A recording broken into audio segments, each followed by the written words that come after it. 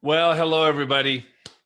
I'm looking around the world today, and I've had over the last 90 days, as we've gone through coronavirus, conversations with literally hundreds of leaders, CEOs, managers across government, politics, business, churches, arts and entertainment, media, literally. Well, here's one thing I've observed. Or let me ask you a question. Do you think that right now we have a leadership crisis? Not only in the world, not only in America, but just in the organizations that we work at and that we work in. And I was reading a study. That's what prompted me to talk about this today, because it's such a passion of mine. There is a group that just did a study, the Brandon Hall Group.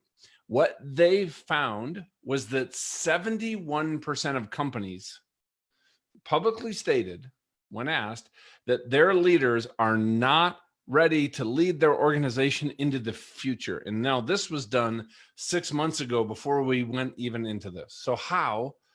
So I believe everybody deserves to be at a place where they're valued as a person, where they're doing meaningful work, where we have great relationships, where we're appreciated. And I think it's also really important for us as individuals to connect the work that we're doing to our life outside of work, because I don't believe in this whole work-life balance, because everything for me, especially, is just so woven together. It's really a matter of priority. So how do we do that? How do you become that leader that other people love to work for?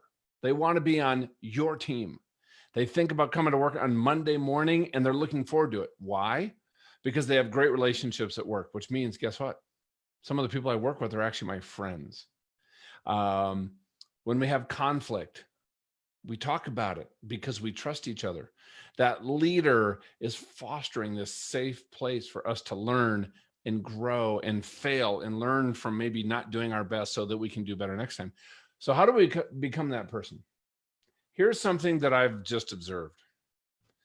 And to kind of be broad with categories, there's kind of two categories. There's and you can have people in different groups, and that is I see you as an object. I'm a manager. I'm tasked to get all this work done.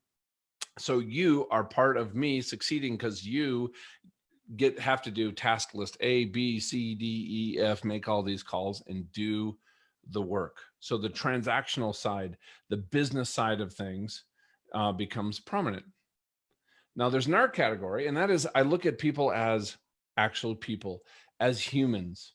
Here's a great example, and this came from me reading Leadership and Self-Deception, which actually deals kind of with this topic.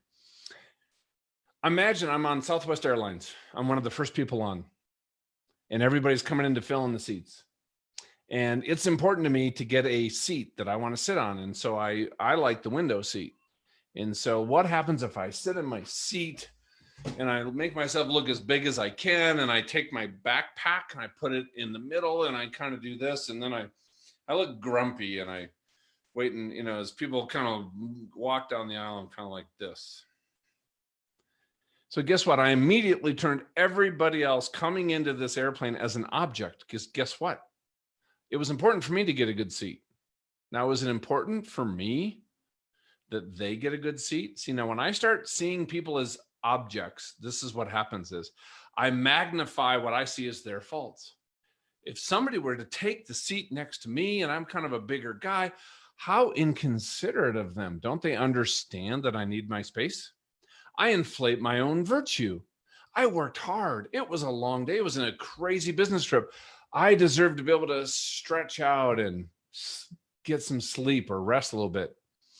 I inflate the value of things that justify my own bad decisions. And I blame others for their decisions when I'm seeing somebody as an object.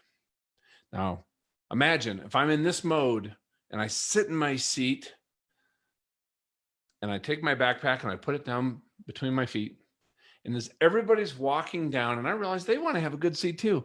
And I see a couple and I smile pleasantly at them. And they're like, hey, are these two seats taken? I'm like, no, absolutely not. Have a seat, sit down. Maybe I meet a whole new friend. I am now viewing them as a person and somebody who has a life, and versus somebody who is now intruding on my space. Now think about that. What is one thing that you can do today to go see people as a person, to build the the relational side of what you're doing? Here's what it takes to be a great manager and a great leader. You have to have in this pillar technical competence. You have to know how to do your job, but you also have to know how to equip and empower and encourage others, create conversation, create trust, create great relationships. Because when you have both of these pillars, you create this foundation that you can go through times like this. You can be that person that people love to work with or love to work for. That doesn't mean being soft.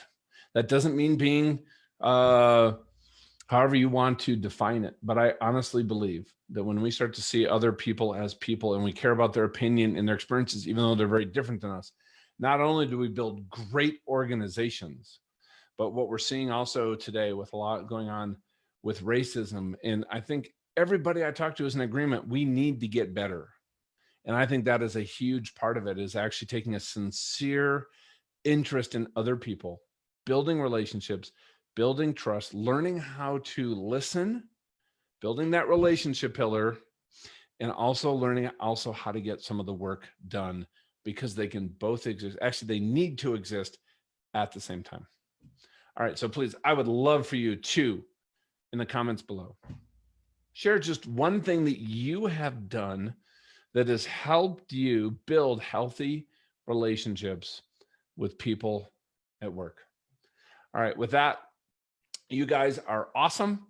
And I look forward to serving you any way that you can.